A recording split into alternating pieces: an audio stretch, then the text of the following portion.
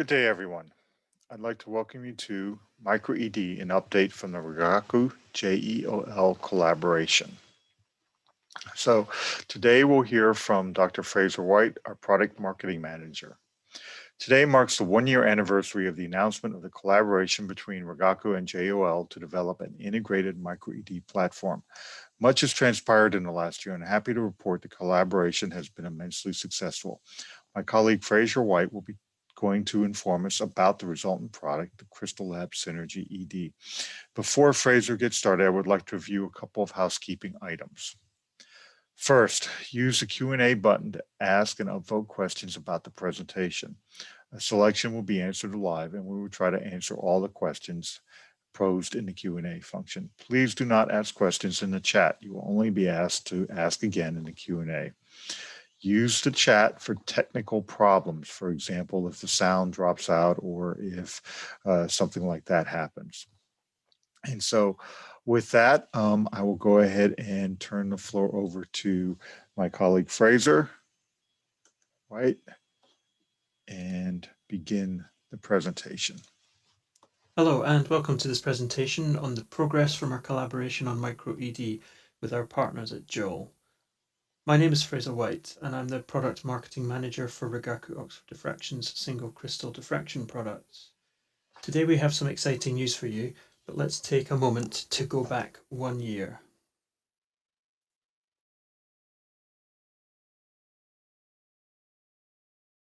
So on the 25th of May 2020, Rigaku and JEOL were both seeing the potential held in MicroED for the crystallographic community. And with the strengths of Rigaku in single crystal diffraction and the strengths of JEOL in electron microscopy, we formed a collaboration to explore new products for the MicroED community. Together over the last year, we've been working towards this goal, and I'm very pleased to say that we have something very nice to show you today. Now, some of you may not be so familiar with MicroED, and in fact, the cutting edge of X-ray diffraction for that matter. So let's take a moment to recap on what's possible with each. So our current lineup of X-ray equipment allows you to study a wide range of sample sizes. The Crystallab Mini over here on the left is a fine focus instrument. And if you were looking for a good sample size to match it, you'd be looking at something like this on the order of 300 microns across. That's not to say that it can't study bigger or smaller crystals. At the opposite end of the scale, we have the Crystallab Synergy Custom with the FRX source. With this system, we're pushing the boundaries of single crystal X-ray crystallography, and with it we can study samples as small as 1 micron in the smallest dimension. This picture here is a crystal which is 3 by 2 by 1 microns, from which we have been able to solve the structure with an FRX. However, this is right at the limit not only of what we can measure today, but also what we can practically see and mount on the system. So what if we wanted to study smaller samples than this? Well, this is where MicroED can help us out. MicroED sits on the other side of this 1 micron barrier that I've drawn in here, for reasons I'll cover in a few slides.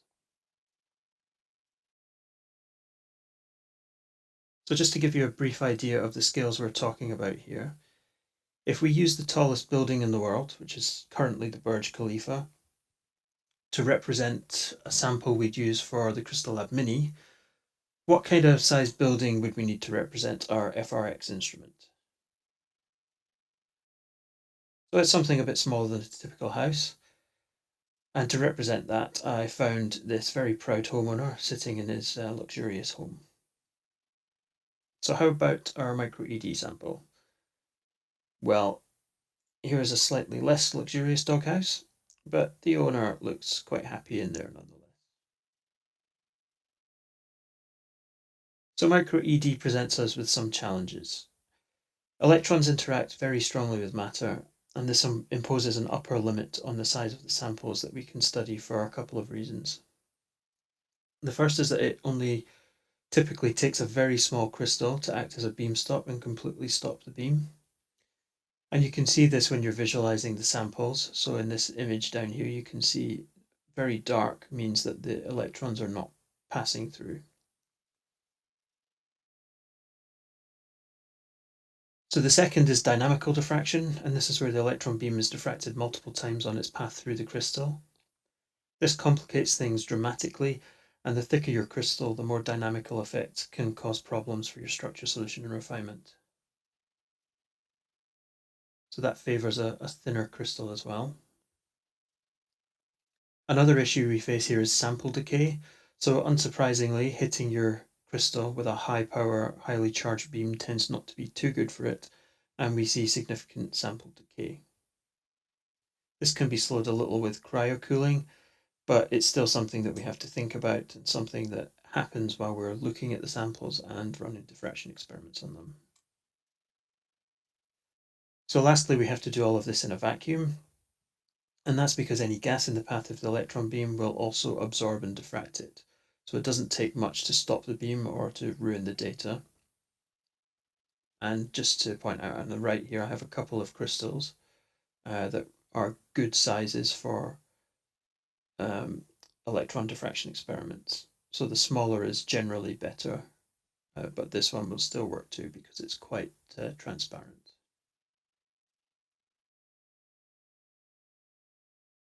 So today is a very happy day for us as we're announcing the launch of our new product, the Crystallab Synergy ED, which is the world's first commercially available dedicated electron diffractometer for the home lab.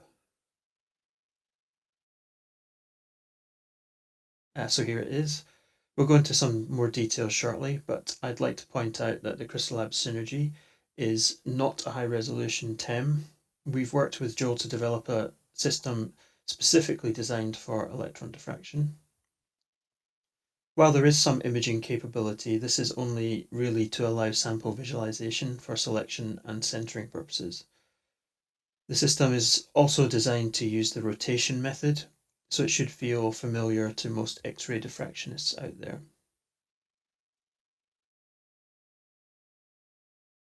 Inside the Crystallab Synergy ED, we have a JEOL 200 kilovolt electron gun, and that's in a vacuum column with beam shaping and focusing optics also from JEOL.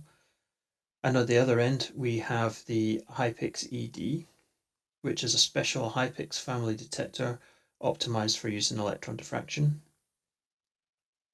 As this is an HPAD detector, the benefits of zero readout noise and zero dark current are built in for high quality data, and we also have a zero dead time mode to ensure that there's no signal loss between frames. The sample stage offers XYZ movement and a tilt axis. There's a standard sample holder which can be used for ambient experiments, and there's also a cryo holder if you need to do low temperature experiments, for example to stabilize sensitive samples. The system is built in a vertical arrangement in a compact floor standing cabinet, both for mechanical stability, but also so that it will fit nicely into X-ray diffraction labs without any special requirements of an electron microscope. So you can put it alongside your X-ray equipment. So I also want to say that the system is controlled and operated by Chrysalis Pro. So for the crystallographic community, you should find using the Crystallab Synergy quite familiar, but intuitive in the areas where it differs.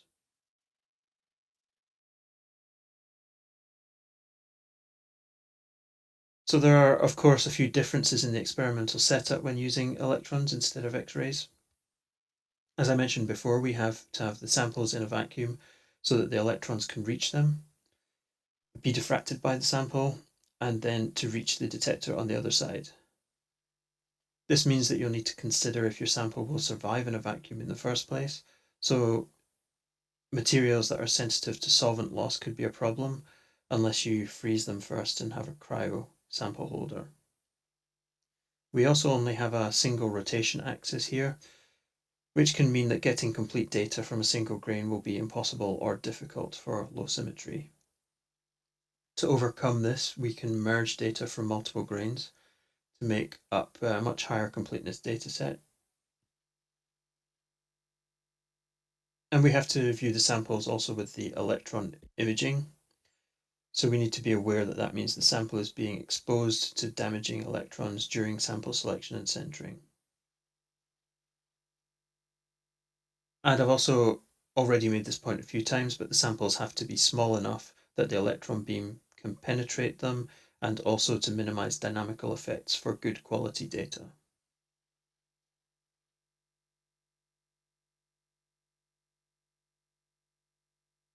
So next I'd like to show you the various stages of an experiment as best I can in presentation form. Unless you have a sample that's already a very fine powder, we typically have to grind the crystallites to get them small enough for successful measurements.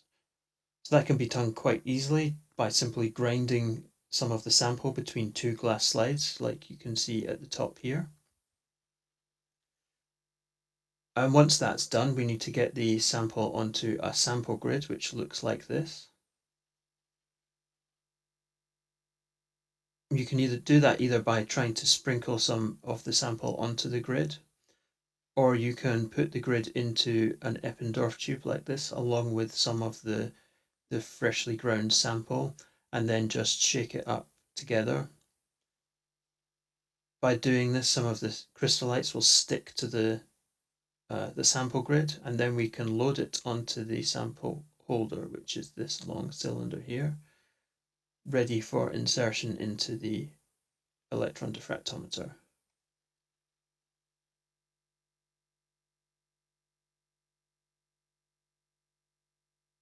So next we need to insert the sample into the instrument, and my colleague in Japan, Dr. Akihito Yamano, kindly recorded this video for me using our prototype instrument in Japan to show how this is done. So first we have removal of the sample holder, and you can see that he's already pulled out the sample part way. So this is because there is an airlock between the atmosphere and the high vacuum inside the diffractometer column. Once he's pulled it out, we'll show you how to reinsert it. So you can see now that he's putting the sample holder back in. And in a second, he'll switch on the airlock pump to evacuate the airlock. So this takes a few minutes for the vacuum to reach a good low level. And I've shortcutted the video here so that you don't have to sit and watch the whole process. But when the system is ready, you'll see the LED light here will light up, and that tells you that you can then complete insertion of the sample holder into the device. So you'll note that he's turning the sample holder as he goes through. That's to allow it to be inserted through or removed without breaking vacuum.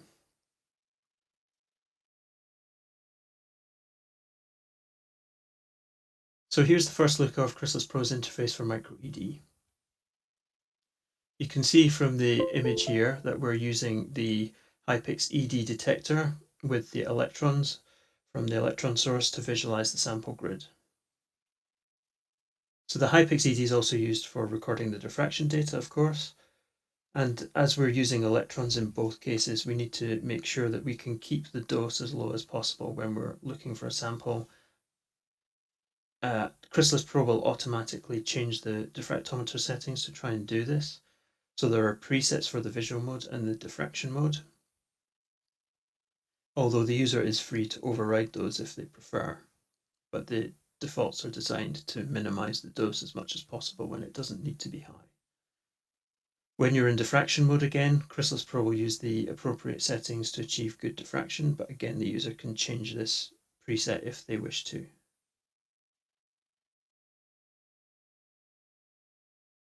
So I'm going to show you now how sample browsing works through the use of a few short videos. So this is the view that you'll get when you're in the visual mode. And from here there are a few ways to navigate. So the first is to simply click on the image where you want to browse to. And that position will be brought under the crosshair. So the crosshairs here show you where the beam is, and they also give you an idea of the scale. So the diameter of this circle here is 4 microns. As you can see as the video loops, that you just click on the sample that you want to get to the beam, and Crystallab will bring it to the right position. If you prefer, or you need to fine tune, then you also have step movement, so you can use the up, down, left, right buttons and these buttons that are on the outside to make small, medium or large jumps in each direction, and you can also go in diagonal directions as well. There is also a neutral, XY neutral button, which brings the sample stage back to the neutral position, which is kind of like the starting position or the home position if you prefer.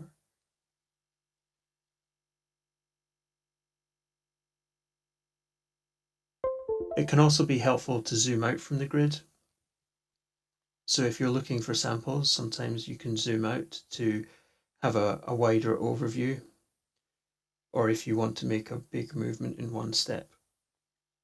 So you can see from this video loop that we're zooming out, and it gives you an idea of how much range we have. So you can see the sample we were zoomed in on is at the top here. And one thing to note is that the image position does change slightly as you zoom out, but when you zoom back in, it will come back to the same position. The color scale also changes a little, so that's something else that you may need to change if you find that the image becomes overloaded.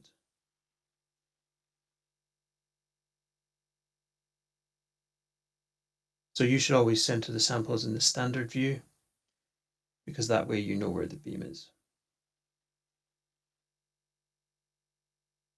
So if you need to move even further than that, we also have the Minimap. So this is a low magnification snapshot image of the grid, which you can take at any time. And then that will be stored so that you can easily jump around on the sample grid.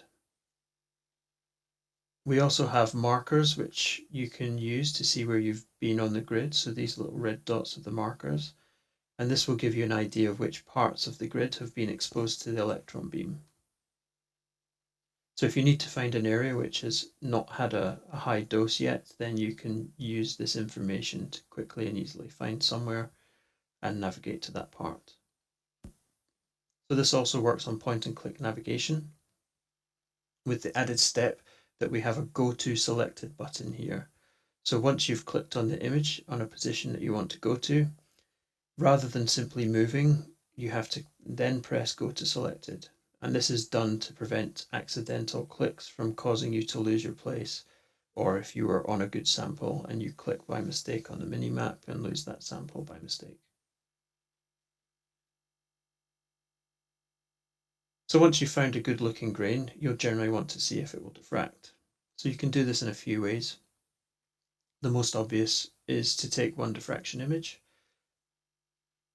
which is this button here, and that will allow you to record a still image for a given time period. So you only need to click once, and then you can enter the exposure time you want, and Crystallab will switch modes and record the image, and then blank or shutter the beam to prevent damage to the sample. If you like what you see, you can then continue to an experiment if you've already centered the sample, or you can return to visual mode to center it, or if you need to find something else. Another way is just to switch to the diffraction preset, and then you'll see a live image of diffraction from the crystal, though at times the frame rate may be a little too fast for you to properly gauge the diffraction.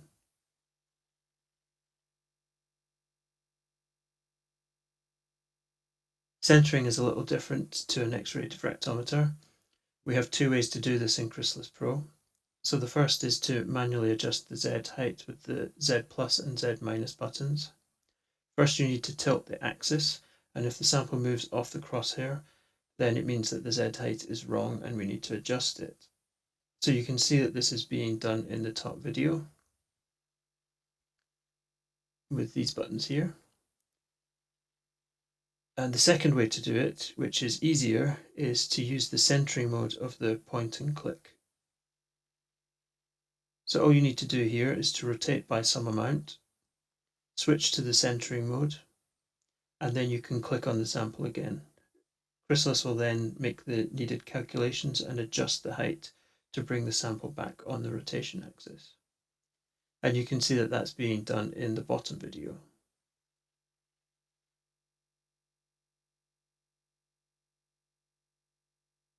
When you have a nice sample and you have it centered, all that remains is to run your diffraction experiment. So you can click on the Diff Exp button from the visual mode, and Crystallab will switch the diffractometer into diffraction mode and give you the experiment setup GUI. For MicroED, experiments are simple rotations, so you don't really need to give too much information, just the exposure time, scan width, and the scanning range, along with some information about the sample and a name if you wish. Crystallab Pro also has the concept of sample grids built in, so you can group together the experiments by a sample grid, as they'll typically be grains of the same material.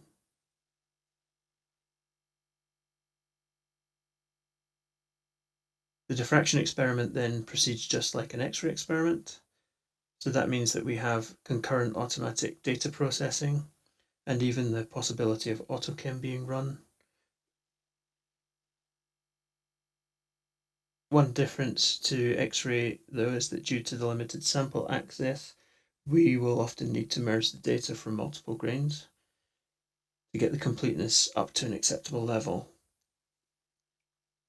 So dataset merging is now easier in Crystallab Pro, and there's a GUI which is at the bottom here, which lets you select multiple datasets to merge and output a file for refinalizing to apply all of the corrections and scaling to get the HKL file for structure, solution, and refinement.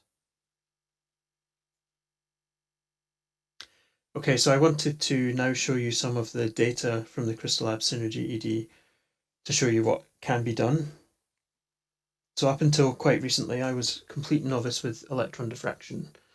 And after having a short driving lesson from some of my colleagues in Japan and in Poland, I was able to produce this data.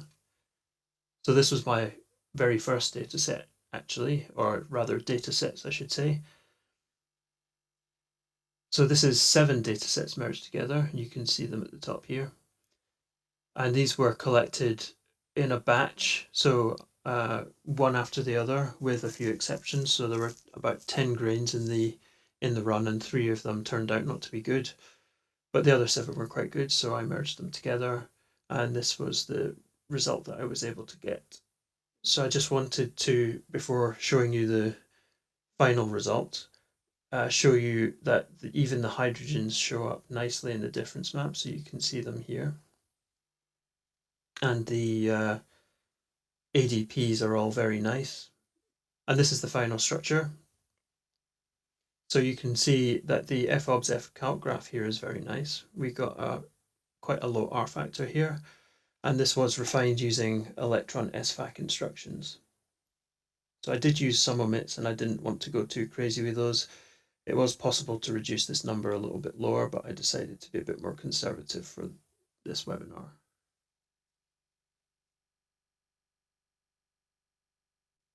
So here we are collecting data on a grain. I wanted to show you an experiment running live.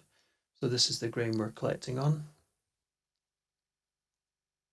And what I've done here is recorded the experiment from start to finish with a few little speed ups on the way, and I'll indicate in the top corner here when I've speeded it up. So you can see some very nice diffraction coming from this sample grain already, and this is just from the live view. So I've just given the grid a name so that I can remember that this experiment was done by me.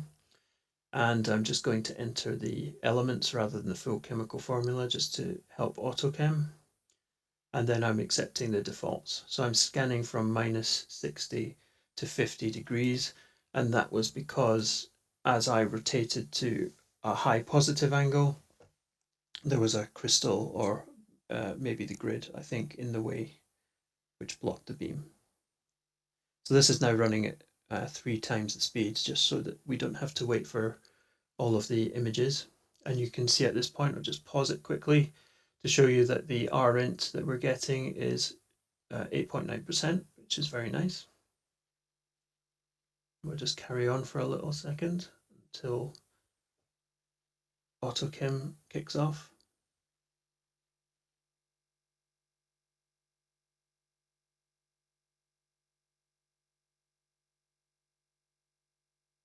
So you can still see very nice diffraction coming in. And there you go, you can see AutoChem solving the structure. So I've just paused that again to show you that the R1 at this point is about 20%. And we'll get some more data in as the experiment continues. But you can see it's quite nicely solving with AutoChem.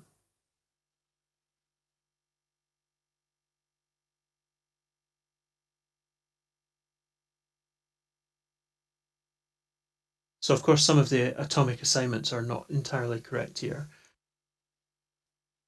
So if we make those changes and also manually process the data to try to get the best possible results, this is the results that we were able to achieve from that sample. So remember, this is a single grain, and we collected from -60 to +50. And from that, we managed to get a completeness of 62%. So normally we would then go and find another grain and merge the data together to bump that up. But for the purposes of showing you an experiment from start to finish, I left it as is here. And from the single grain, we got an rint of 7.9% after manual processing, and that brought our R1 down to 15.07%. Again, we're using the electron SVAC instructions here. And you can see that the initial solution and with anisotropic refinement of the main atoms, you can also see the hydrogen atoms showing up again in the Fourier difference map. So adding the hydrogens in and then doing some cycles of refinement, refining the extinction and making some omits for some of the worst offenders. This is the final structure that we got, and this is the appearance of the FOBS versus FCalc graph.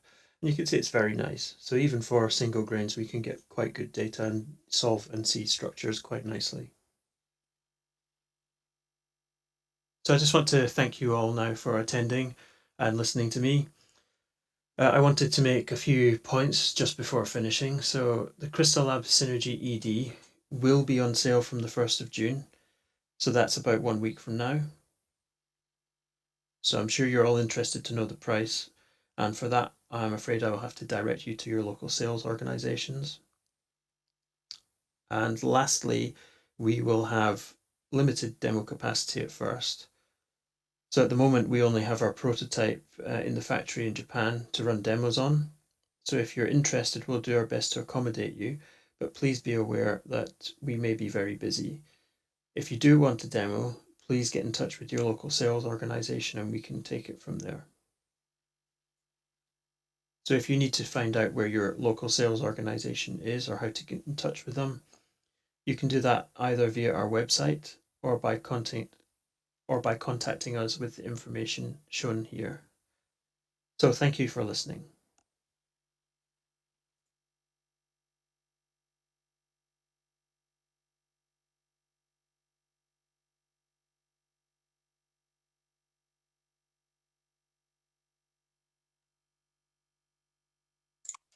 So just before we go, for the last maybe 10 or 15 minutes, we wanted to show you the system live.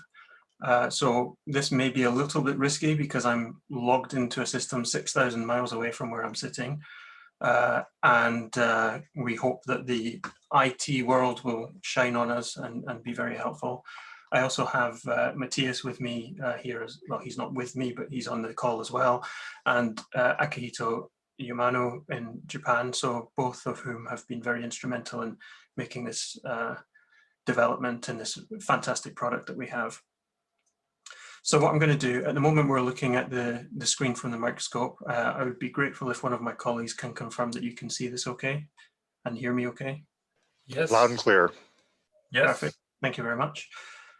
So at the moment we have the beam blank on. So for those of you doing X-ray, that's a little bit like a shutter in the X-ray world. And if I switch this off now, you should see an image coming live from the electron microscope. So because I have a small amount of internet lag coming to my PC, and then maybe you'll see some as well, it might look a little bit jittery, but it's generally okay. So what I can do to move around, as you saw in the presentation, you can click anywhere on the image and the goniometer will move to that position. So I can move around. And the goal that we have here is to find something that is reasonably isolated and roughly the same size, roughly the right size. So I'll just remind you that this circle here is about 4 microns across. So one of these legs of the crosshair is 2 microns. So we don't really want to have something much bigger than a half of one of these legs. And there's something down here which maybe is okay, it's sitting out on its own. So we can try and see if we can see some diffraction from this. So you can just see it's sitting on part of the grid here.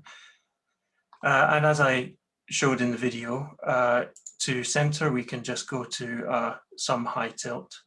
So for the purposes of this demonstration, I'll only use 40 degrees just to keep the experiments a bit shorter.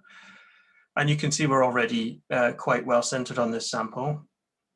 To center it properly, we can click on this center radio button here. And now when I click on the image, this will cause Crystallis to, instead of moving in X and Y, it will move in Z. So it makes the calculations needed based on the tilt angle we're at, and then brings things onto the right position. So I think I have a little bit of internet lag here.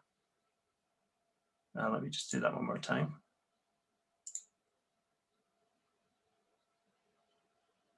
Okay. Okay, so now we have the crystal. I mean, maybe you can, it's a little difficult to see here, but it's about this size here. Okay, so at this point, we can either jump straight into a diffraction experiment, or we can have a look. Let me just, my Zoom windows are covering up my screen here. Let me just move this out of the way. So we can either go straight into a diffraction experiment here, or we can make a single diffraction image. So I'll quickly do the single diffraction image. So when we click on this, we can have a time that we choose. So maybe, let's say 2 seconds.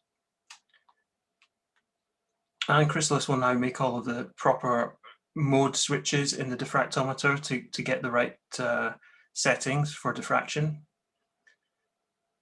And you can already see now that it's switched that there is something there. So we have some reflections showing up from the sample here. So we can proceed and run an experiment on this. Okay, so this is our image. So I'm quite happy with what I see here. You can even see diffraction all the way out here, which is on the 0.85 line. So let's try and run an experiment.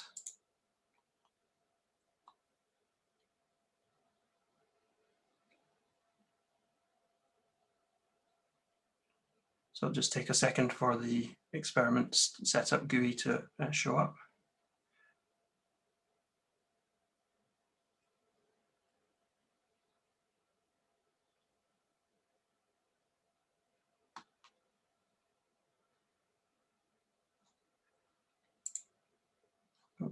I'll do it from here. Maybe there's some small bug there. So this is paracetamol. So we can type in just a rough formula. So I'll just type CHNO. And if we wanted to, we can change the grid name or the experiment name. For now, I'll just leave those as the defaults because this is just for demonstration purposes. We can change the exposure time here. So this is in seconds per degree. So for this sample, I already did a 2-second still. So 2 seconds is probably a good number for this. And the scanning range, we can choose what that is. Again, for the sake of speed and time, I'll stick with -40 to +40. But we have the option to go between, well, the instrument will allow us to do -90 to +90, but in practice, because of the fact that there might be neighboring samples, big crystals, or the sides of the grid, it may mean that you have to do something more conservative in your scan. We can also do a scan width here. So this is 1/2 degree. We can change that. So I'll leave this on 1/2 degree for now, but if you wanted to, for any reason, you can make this a different value. And then we can just hit the Start Experiment button.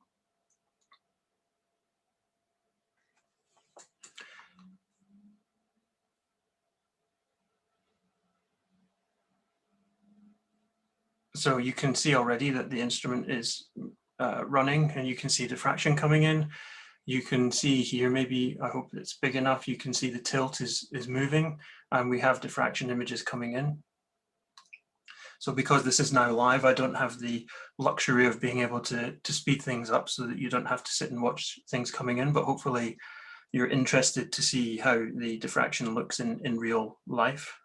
And down here, you can just see the first cycle of data processing has happened, and we have an R-int of 6%. We also have the diffraction limit showing up here as 0.88, and I should maybe point out that here we're only using room temperature. We don't have the cryo sample holder. So this is a room temperature experiment that we're running just now. So again, we've just had another cycle of refinement come in, and we have an R-int now of 4.5%. So this is looking like a very nice experiment, very nice sample.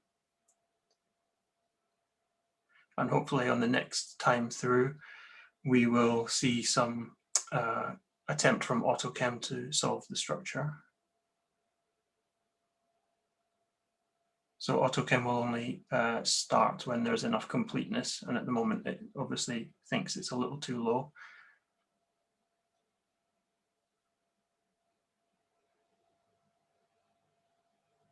So again, as the experiment's going, so we're scanning through, now we've done about 50 degrees of rotation, and we still have very nice diffraction coming in.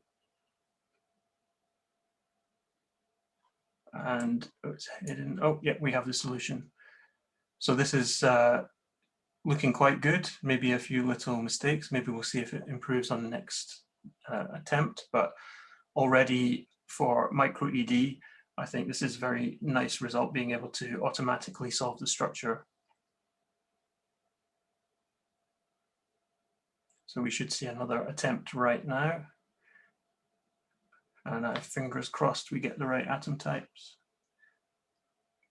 Oh, it's a little closer, but So you can see that we're getting an R1 of 14% roughly, and this is without me touching the sample at all. So this has all been done automatically. All I did was select the sample and start the experiment. So obviously when I manually do this, I can improve the atom typing and make sure that we get the right atoms, and that number should drop even further.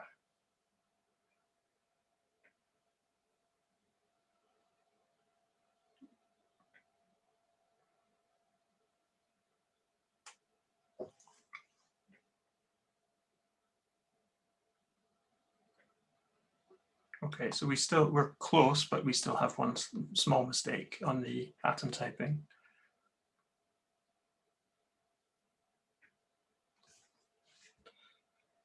And the actual experiment is finished now, so we're just waiting for the final processing.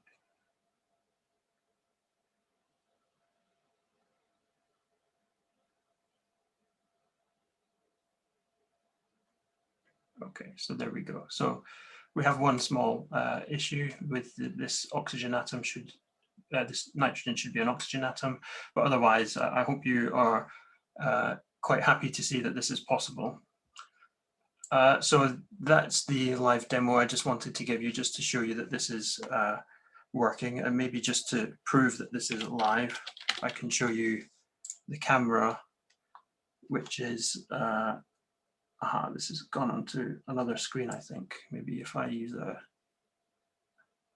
we go. So hopefully you can see that this is a real system sitting in the, trying to drag the image on the monitor, but you can hopefully see that this is the real system. This is the structure there, which is here. You can see my mouse cursor moving around. So that was all I wanted to show you. Maybe Joe, we can now answer some questions if there are any. Okay, there are quite a few still remaining. So perhaps we can start with what is the longer term outlook for larger tilts? Is a hardware limitation impossible to overcome? So at the moment we have a high tilt holder, which we have to load the samples onto a sample grid, and we are limited somewhat by the sample grid that we have, because the sides of the walls, so we have our square grid, and the sides of the walls will have some impact on how much we can tilt, because they will block the beam at a certain point. If new materials or new sample grids become available, it may be possible to overcome that to some extent, but I think for the time being, we'll only have this ability to tilt between, I think the absolute maximum might be something like 75 degrees. It really depends on where the sample is sitting on the grid. However, because we only have one axis, probably we will still need to do multiple grains to get completeness up anyway. Thank you. So we have a few questions about space group determination. One is, how reliable is the automated space group determination, giving dynamical scattering of electrons creating double reflections? So I have limited experience of different samples. I've only studied a few different samples. I have some, one of my colleagues who's looked at a lot more samples is on the webinar as well. What I will say is that the way that Crystallab works with the space group determination is that the impact of having systematic absence violations may depend on how strong those reflections are. And because the secondary diffraction is likely to have smaller contributions, it seems to still work quite well in my experience. So you see here that it came up with the P21 upon N for the space group without any input from me. So it's just showing here on the screen. So obviously we have systematic absences for this space group, and they have not been violated to such an extent that Crystallab was not able to determine that space group correctly. So the next question about space group is, how about merging with several non-centrosymmetric crystals? Namely, is there an automatic procedure for different combinations of non-inverted inverted data sets? This must be referring to the 22 and anamorphic space groups. Right, so Mathias, maybe you can comment on this. I mean, I think that my experience so far has mostly been with the centrosymmetric space groups. I have done some merging with other crystals and not had any issues, but Mathias, maybe you can comment. I think, you know, there is no automatic procedure to merge samples at the current stage of the project in this phase one. What you I mean, this is if you have two racemic variants in your data set, meaning you have the inverted and you are not sure which one is which, and you merge them together, of course you will produce garbage. So that has to be then found by sanity checking. Yes, it is typically like this, that even in triclinic, you can reach, when you are using this scanning range, a quite satisfactory coverage that you can find the structure from a single grain and then make the cross-check for it. Yes. So generally, when merging different grains, of course, all the problems are starting if you have different individuals of the structure, so to speak. Yes, but often it is like this, that there's a benefit coming from this, because also the dynamic effects are merging away. Thank you. So we have a couple questions related to the detector. What is the minimum resolution? Can you move the detector? Can you change the camera length? So you can't change the camera length, although I guess the optic system may allow you to achieve some change in the diffraction pattern, but the actual detector distance is fixed. And I'm not sure I follow what is meant by the other question. I mean, the resolution rings that you can see on the screen here tell you what kind of despacing we're able to achieve. I'm not sure if that's what the question is aiming at, but I think that's what it was. It was minimum, not maximum.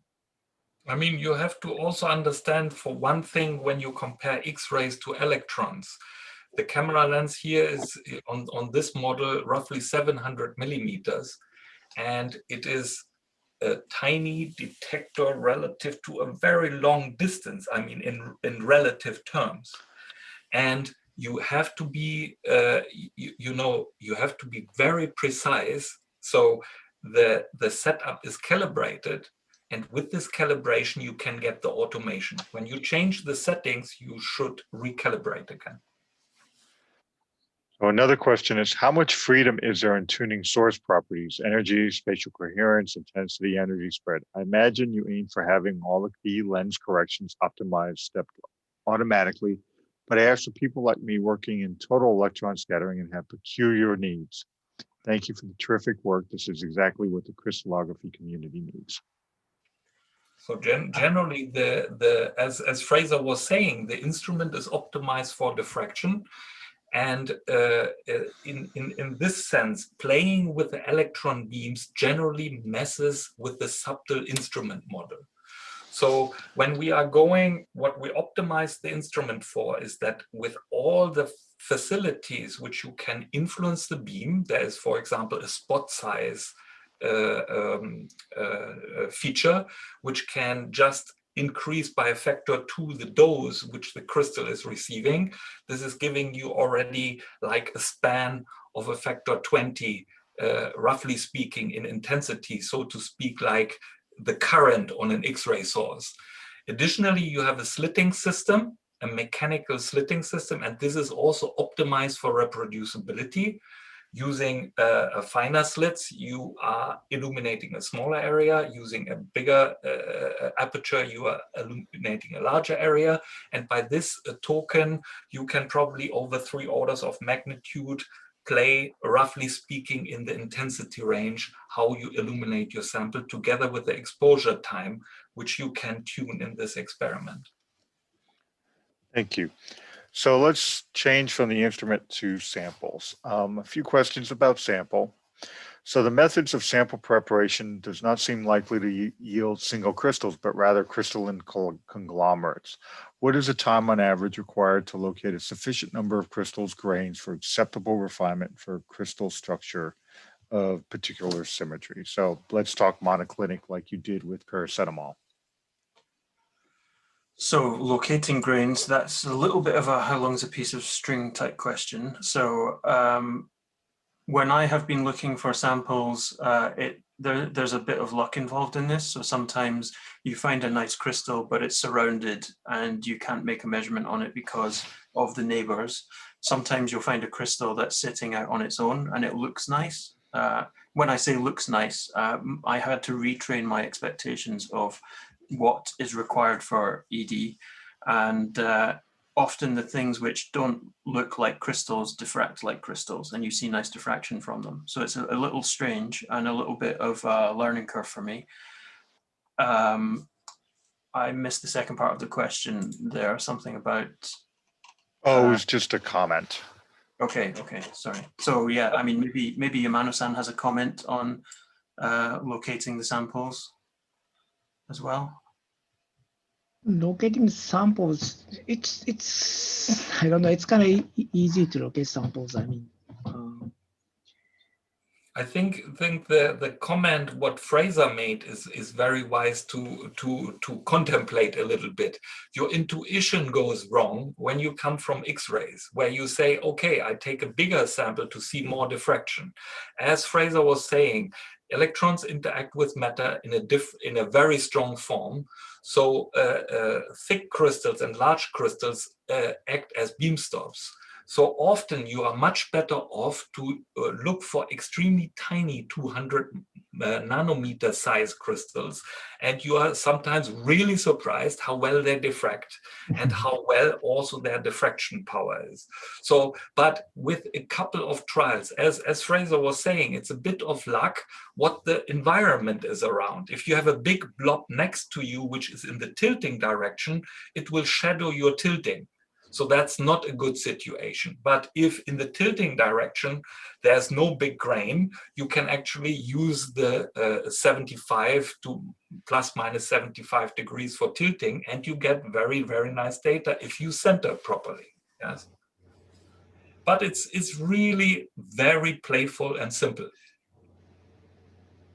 So another question about crystals. What is the minimum size of crystals you can characterize?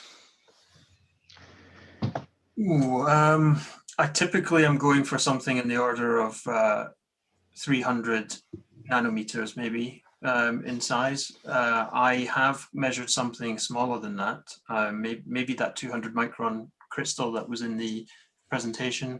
So I was able to see diffraction from that. It's a little difficult to answer that question because I've kind of had in my head, I've had a size that I'm aiming for, so I always go for the same thing, and I haven't maybe pushed that boundary as far as I could have at this point.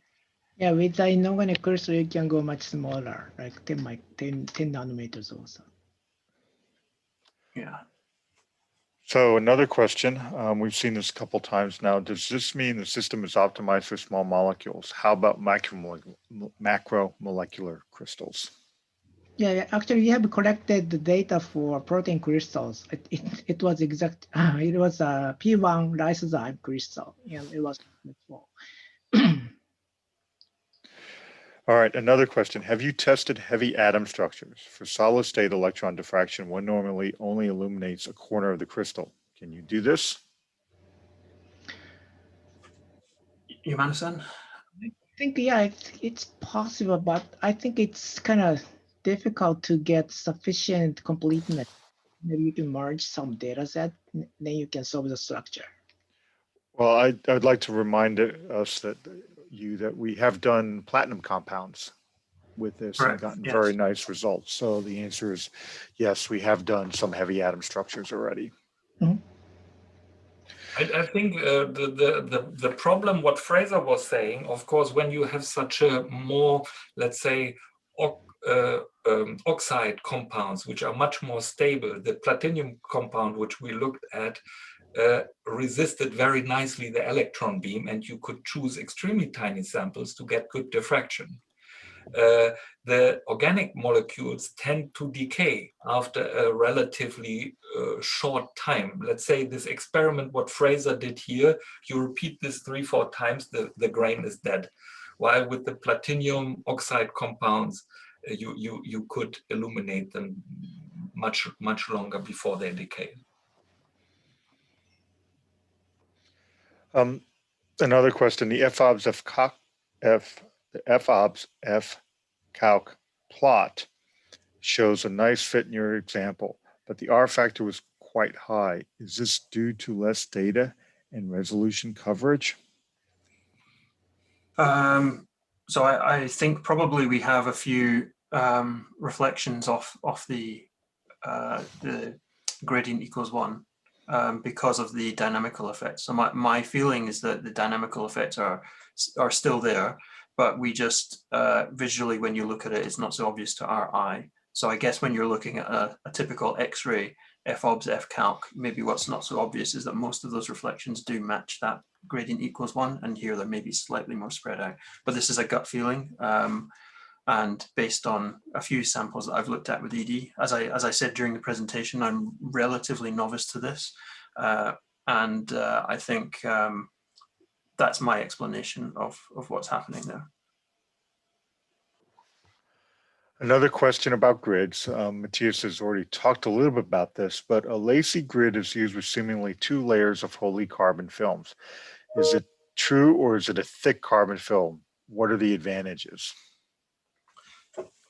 So maybe Yamano-san, you can talk about the grids a little. So far, we have tried only 2 grids, and I don't know.